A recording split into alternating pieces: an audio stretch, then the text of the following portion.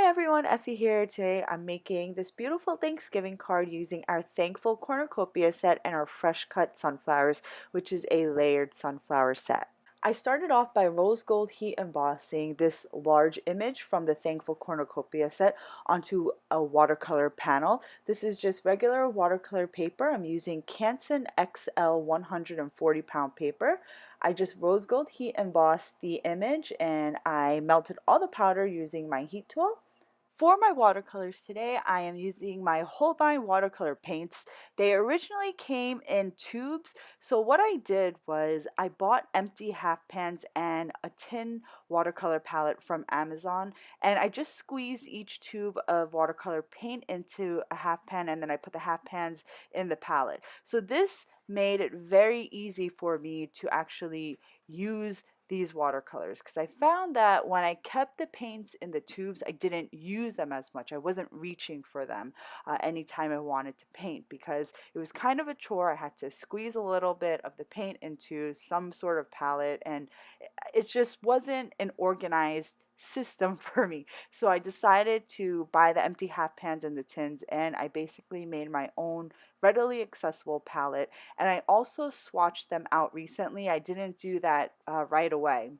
Whenever you get a new watercolor product or coloring product, I would suggest that you swatch them out, especially if it's a watercolor paint, because you need to know what the paints look like when they're painted out on actual paper, because sometimes when they're in the tube or if they're in the pan, it doesn't reflect the true color of what they're going to look like when they're painted out. So this will save you some time in the future if you have an idea of what the actual colors look like in real life. For my cornucopia image, I'm choosing a beautiful fall themed color palette. So I'm using a lot of reds and oranges, yellows, and purples and browns. This large cluster image has really gorgeous fall themed images kind of integrated within each other. You have grapes and pumpkins and corn and apples and leaves and sunflowers. And it's a really great image that takes center stage anytime you want to make a Thanksgiving card or a fall themed card.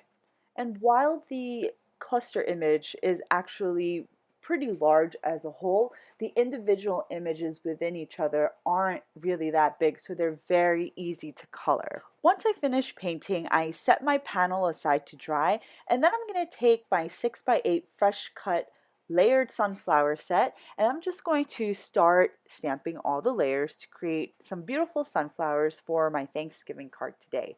I started off by stamping that middle portion of my sunflower in our found Topaz dye ink, and then I'm going to stamp the 3 layers of the petals in our Citrine collection inks, which is Vanilla Frosted Cupcake, Beach Blondie, and Amber Citrine. And these are all 3 dye inks that come in a collection or they come individually. For the second layer, for that middle portion, I used our Aspen Cocoa dye ink. For that first round-ish sunflower, it's really easy to line up if you stamp that middle brown portion first. That brown stamp has kind of a divot in the right side of the stamp. So if you just match up that divot with that portion of the stamp for the petals, it's really easy to line up. And then for the second sunflower, all you need to do is line up the bottom edge and you get perfectly layered sunflowers each time. For my greens, for my foliage, I use our Crystal Garden collection inks. After I finish stamping my sunflowers, I die cut my cornucopia using the coordinating die.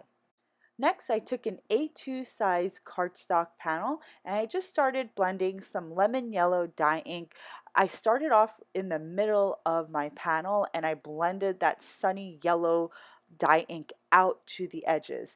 Then I took our Coralline hybrid ink and I blended right over the lemon yellow, and this is going to give me a really beautiful fall theme blend.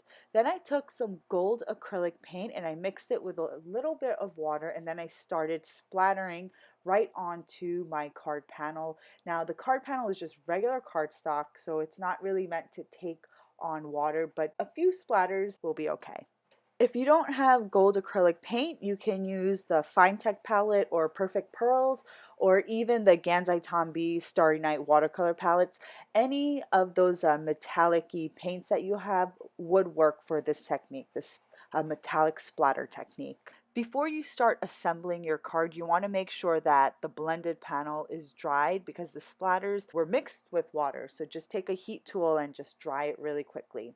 I had an idea of how I wanted to assemble my sunflowers, so I just adhered them directly onto the blended panel with some adhesive, and then I popped up that cornucopia onto the bed of sunflowers. What I didn't show on camera was that I actually trimmed that blended panel before I popped up the cornucopia so that the top and bottom edges were a little smaller than the card base because I wanted that bright orange card base to show at the top and bottom edges behind my finished panel. Next, I took the banner and sentiment from the same cornucopia set and I rose gold heat embossed it onto cardstock and I die cut it using the coordinating die. Lastly, I embellished my card using our clear rhinestones in our 3, 4, and 5 millimeter sizes. My Thanksgiving card is now complete. I hope you guys enjoyed today's card and video. This is a really gorgeous cornucopia set and I just thought that it would be so lovely to pop it up against a bed of sunny sunflowers. So thanks for watching, guys. I'll see you next time.